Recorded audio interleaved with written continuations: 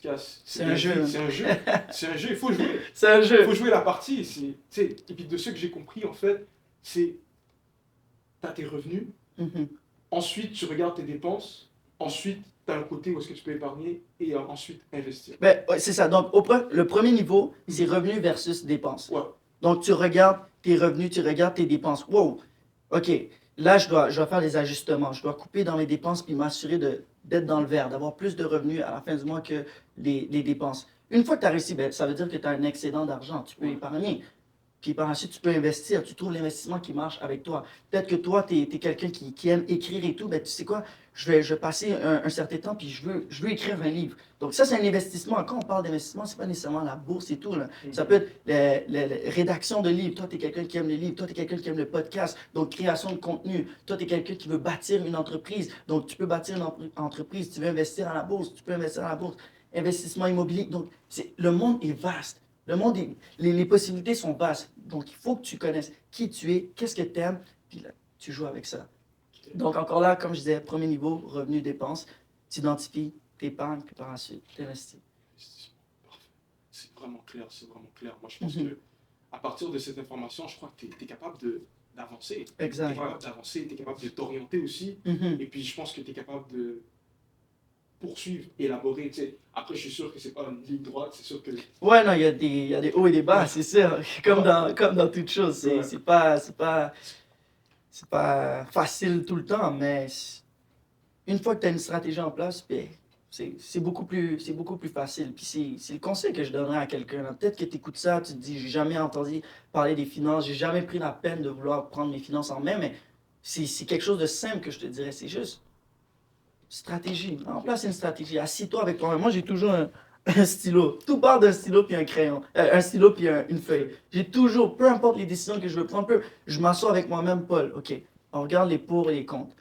OK, on regarde ça, on regarde ça, on regarde ça, on regarde ça, puis on prend la décision. C'est une stratégie. Puis une fois que tu as une stratégie en place, mais c'est beaucoup plus facile de prendre les pas, puis de continuer, puis d'avoir cette discipline. Puis tu n'es pas juste motivé juste sur le moment. Ah oui, ça va être cool, ça va être cool. Mais tu sais que, OK, j'ai une stratégie en place. Lui, il me dit de faire ça. Est-ce que ça rentre dans ma stratégie? Oui, parfait, on peut l'implanter. Lui, il me dit de faire ça. Est-ce que ça rentre dans ma stratégie? Non, je reste focus sur ma stratégie.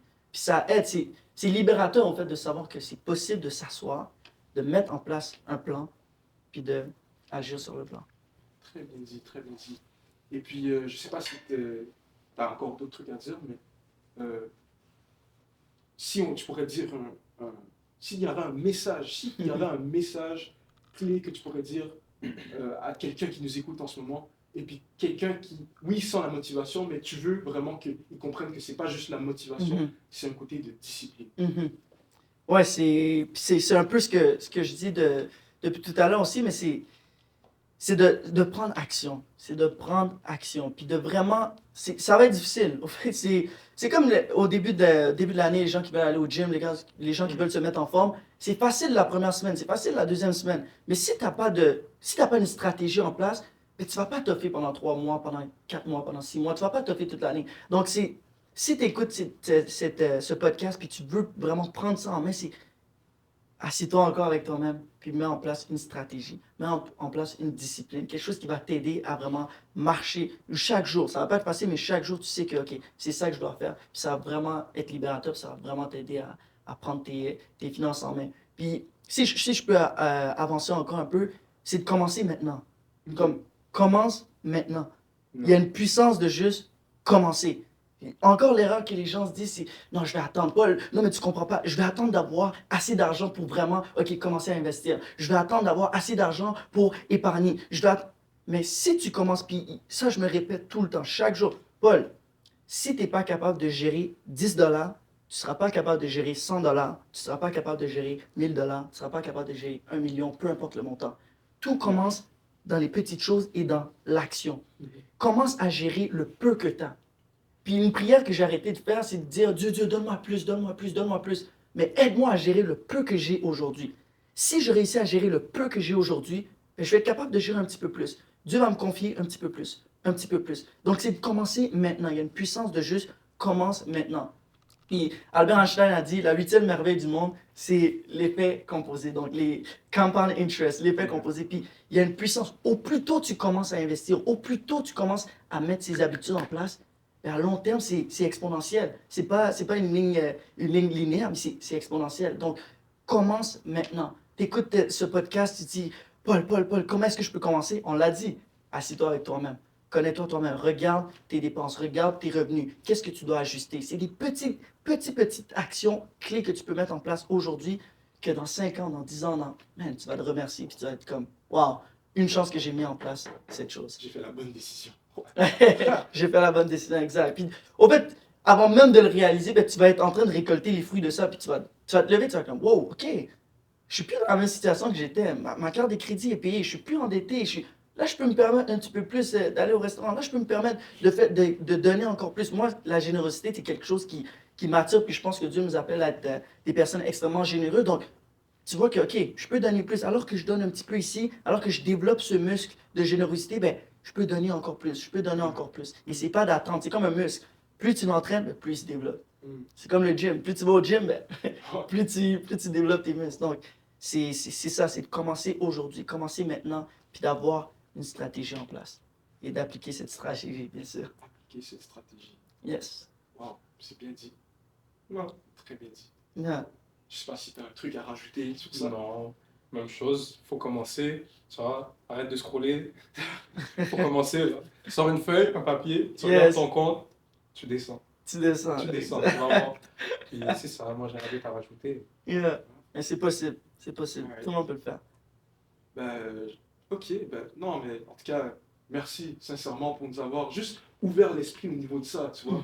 Parce qu'on pense que c'est pas un sujet tabou, mais c'est un sujet que les gens évitent parce que ça les touche un peu. Tu vois, parce que quand on parle des finances, la première chose qu'on pense, c'est ah, mon argent, tu vois. Et puis la plupart du temps, comme on va pas se mentir, tu sais, il y a des gens, ils travaillent beaucoup, ils dépensent beaucoup. Donc, il y a un côté où est-ce que ça peut être très sensible, tu vois. Mais d'un côté où est-ce que tu viens et puis tu nous dis, hé, regarde d'abord ce que tu as, et puis tu es capable de bâtir, même avec le peu que tu as. Ça, c'est ce qui est impressionnant, parce que c'est pas... la plupart du temps, on regarde toujours à ce qui est en grande quantité. Tu vois, la grande quantité, c'est ça qui fait la différence. Mais comme tu as dit, tu sais, de temps en temps, c'est juste regarder le petit 5 $ que tu peux mettre de côté, qui va après peut-être devenir un 100 $, après devenir encore plus. Et puis c'est ça que je trouve qui est vraiment, vraiment bien. Donc je te remercie vraiment pour le moment que tu as pris de ton temps pour venir nous expliquer ça. Et puis juste, moi personnellement, tu vois, j'arrive à comprendre aussi plusieurs concepts. Tu vois, il y a certaines choses que je comprenais déjà, mais tu vois, là, je comprends beaucoup plus en profondeur, mais aussi vraiment simple, tu vois. Il n'y a rien de trop compliqué. Tu vois, c'est pas, ok, tu sais, je suis perdu avec des graphiques, 8 écrans, comme Abouti disait. Non, c'est vraiment simple. C'est un truc aussi simple. L'investissement, tu investis. Juste le fait que tu vas à l'école, c'est un type d'investissement où tu prends du temps avec, on va dire, un certain projet, c'est un investissement. Donc, c'est vraiment bien expliqué et puis je suis vraiment content.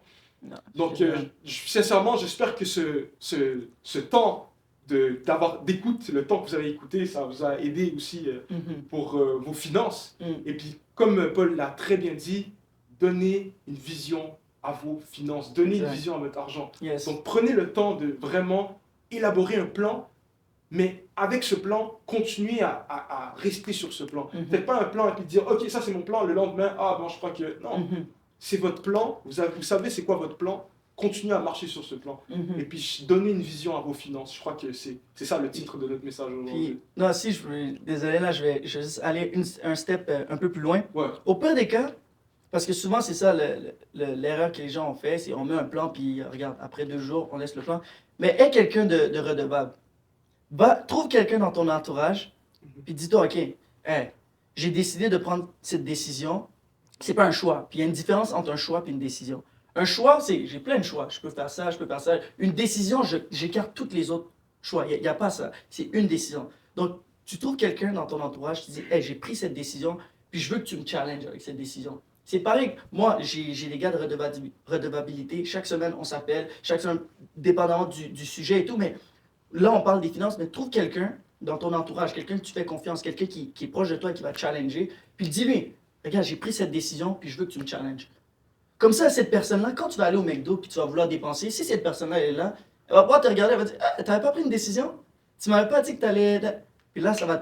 Ah ouais, c'est vrai. Ça va m'aider à rester on the track. Ça va m'aider à rester sur la décision que j'ai prise. Donc, ayez pas peur. Trouvez quelqu'un. Moi, je donne le défi. Trouve quelqu'un dans ton entourage qui va être redevable, qui va te challenger. Puis tu vas voir que ça va être beaucoup plus facile que de le faire toi-même tout seul. Ouais, c'est ça. D'un côté aussi, c'est une bonne technique aussi pour rester concentré. Exact. Moi, je suis d'accord avec ça. Mhm. Baptiste, je sais pas si toi, cette technique aussi. Ouais, c'est vrai. j'ai même vu des cas plus extrêmes où est-ce que des gens disaient si j'arrive en retard, je te donne $5 cash. Eux, ils sont plus jamais arrivés en retard.